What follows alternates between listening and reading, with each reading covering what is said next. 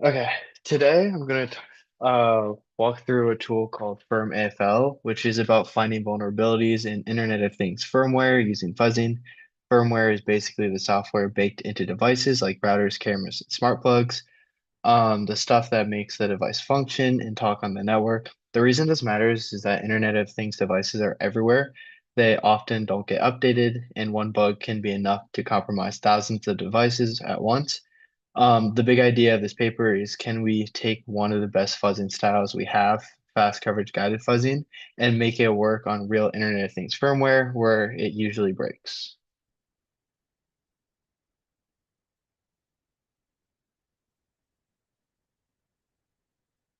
Before we even talk about fuzzing, there's a big practical problem. Firmware programs aren't portable the way normal apps are.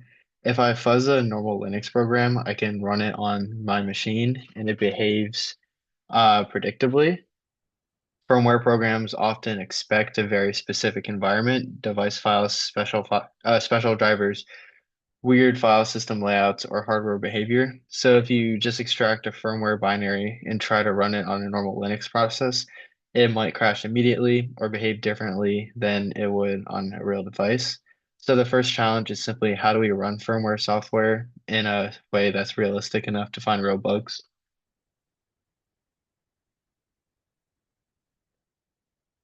So what is fuzzing? Fuzzing is basically automated stress testing. You feed programs lots of inputs, often mutated or randomized, and you watch for bad signs, things like crashes or memory errors. The reason fuzzing works is that software has tons of edge cases. The developers can't anticipate all of the weird inputs an attacker might try.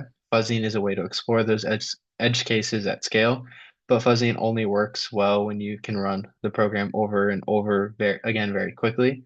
Um, because of this, you might need to run it millions of times before you run into just a single bug.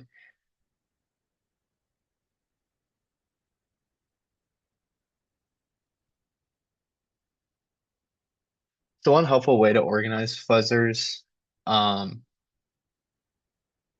helpful way to organize fuzzers is by how much feedback they use. Black box fuzzing is like throwing random inputs at a program with almost no insight.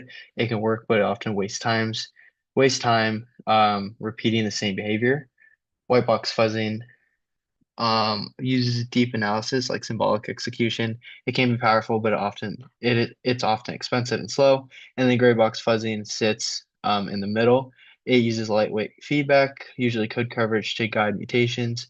That's the category that AFL belongs to. The key point is gray box fuzzing tends to hit the sweet spot where it can explore the program more intelligently than pure randomness, while still running fast enough to try a huge number of inputs.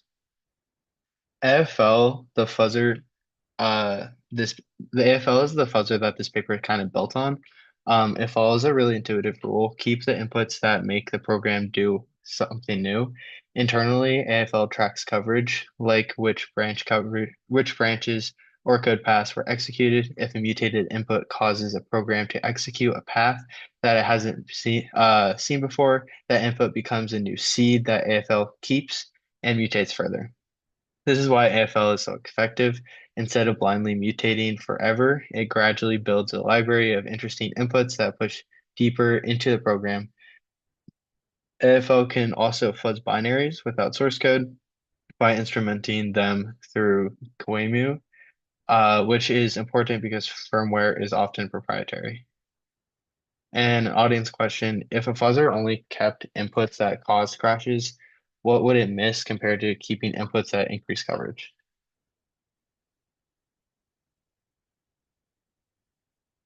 So what is QEMU? Um, to fuzz firmware, we need a way to run firmware software. One common tool for this is QEMU, which is an emulator. It can pretend to be a different CPU or system. QEMU has two modes that matter here. In system mode, it emulates the whole machine, CPU, memory, devices, and a guest operating system. In user mode, it emulates just a single process and lets the host operating system handle a lot of things like system calls. The difference matters because system mode is usually more compatible with firmware, but user mode is usually much faster.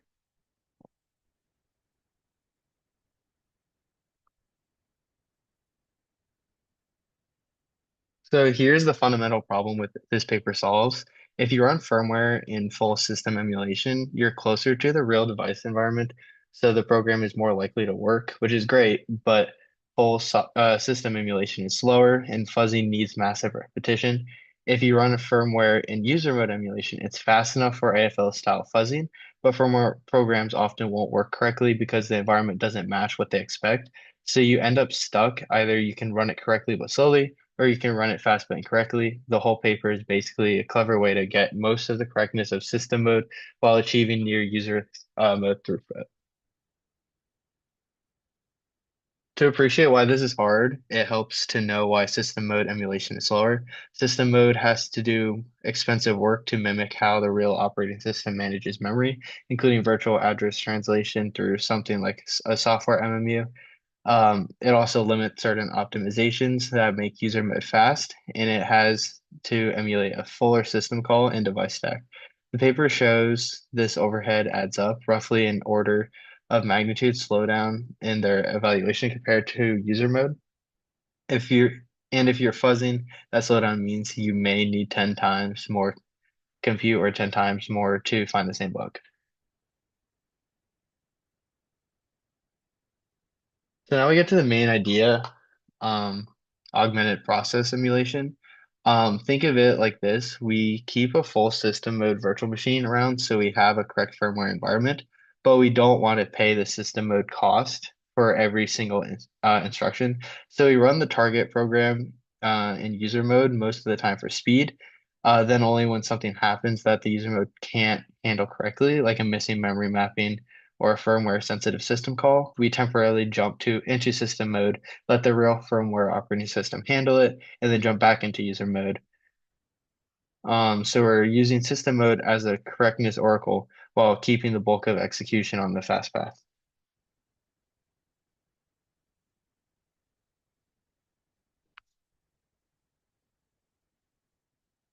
Yeah. For the switching to work, both modes need to agree on memory contents. The trick they use is to back the virtual machine's memory with a memory map file, basically a shared RAM file. System mode treats this as the virtual machine's physical memory. User mode maps pieces of that same file into its address space, so it sees the same bytes. But there's a catch. System mode thinks in physical addresses, while user mode needs correct virtual mappings for the target process. So at the fuzzing starting point, the fork point, they extract the process pages mapping from system mode and recreate those mapping in user mode. That way, user mode is fast, but it's looking for the correct memory state. Even with initial mapping, user mode won't always have every page it needs. When user mode touches an address, it is that isn't mapped. It causes a page fault. And this is one of the key moments where we fall back to system mode. The system mode virtual machine lets the firmware's kernel handle the page fault naturally, setting up the correct mapping. Once that mapping exists, they synchronize it back so user mode can continue. The important takeaway is user mode doesn't try to fake operating system memory behavior. It delegates those tricky moments back to the real firmware's operating system. This keeps execution realistic while still letting most instructions run in the fast environment.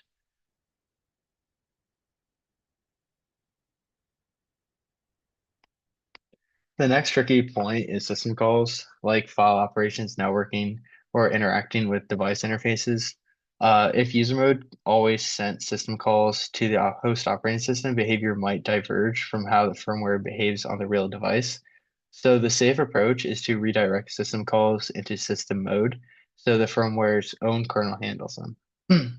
But syscalls are also a big source of overhead, so the system is smarter. Many file-related syscalls can be executed locally if you mount the firmware file system appropriately, while more device or network-sensitive syscalls may require a system mode. You can think of it as a policy decision. Keep syscalls on the fast path whenever it's safe, and you fall back to system mode when correctness matters.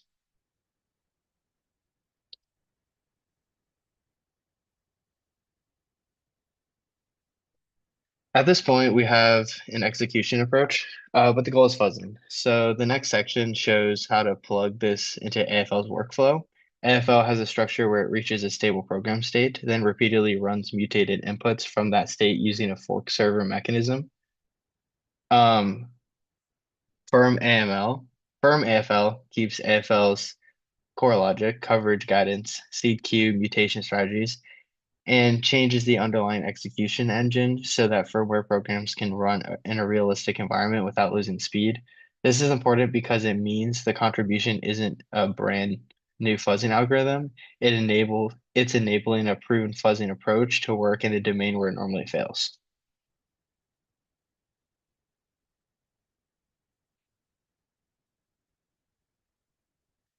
A practical detail that matters a lot with firmware is you can't just start the program instantly like a normal binary. You often have to boot the firmware image and wait for the service to start. FIRM-AFL uses existing firmware emulation infrastructure to boot the system, and then it identifies a good fork point for fuzzing. A sensible fork point is right after initialization when the service is ready to process external input, especially network input. That way each fuzz case tests the input handling logic repeatedly without paying the cost of rebooting the firmware each time. One last engineering hurdle is reset. Um, a fuzzer needs a point A fuzzer needs to run input A, then return to the exact same starting state to run input B and so on. If we had to reboot the virtual machine each time, fuzzing would be a dead-on arrival. So firm AFL snapshots the system at the fork point and restores that snapshot after each test case. Later in the evaluation, they show that the snapshot strategy, sorry, is one of the biggest reasons they can get high throughput. It prevents the execution environment from becoming the bottleneck.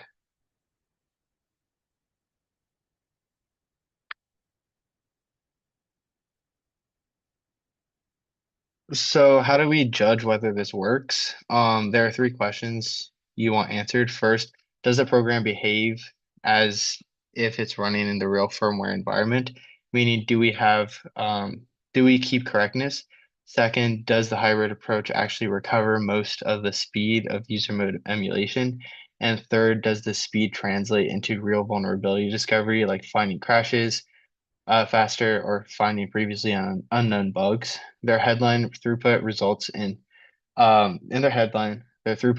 in about 8.2 times improvement over a strong full system baseline, which is exactly what you want to see if throughput is the main limiting factor in fuzzing.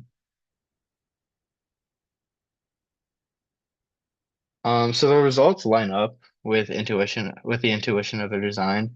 For correctness, targets that crash or fail in plain user mode can run properly when the system mode fallback exists because those missing environment assumptions are handled by the firmware operating system. For speed, CPU heavy workloads stay close to user mode performance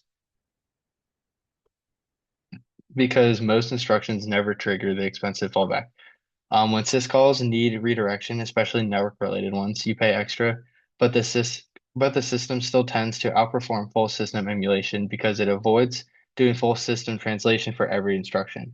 So the big picture is the system gets correctness from system mode only when it has to, and it gets speed from user mode whenever it can.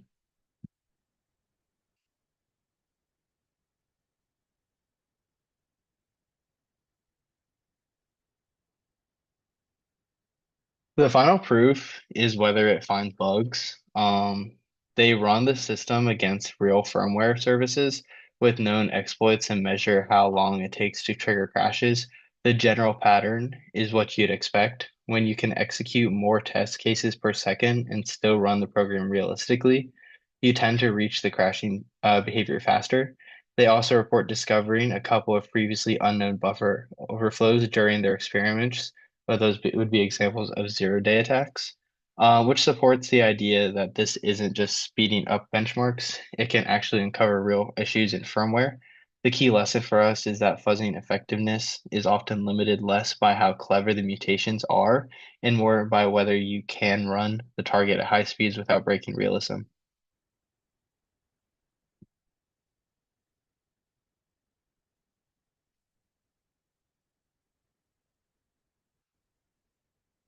So like most systems security tools, this isn't universal. The approach works best for a large class of Internet of Things devices that run Linux-like firmware and can be booted in an emulator. If the firmware doesn't have a POSIX style operating system, or if it relies on hardware that can't be emulated, then this framework won't drop in easily.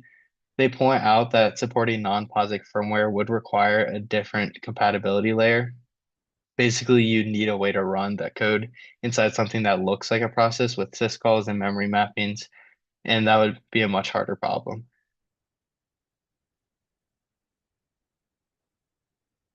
To wrap up, here's what I think makes this paper special.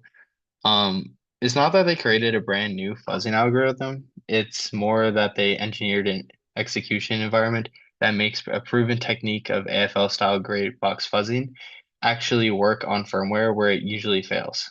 Um, the conceptual contribution is the pattern run. Sorry, the conceptual contribution is the pattern. Run fast by default and fall back to correctness only when needed. Using system mode as the ground truth and practical impact is sorry. And the practical impact is that throughput goes up significantly while still preserving the firmware behavior we care about. And that's all I have. Thank you.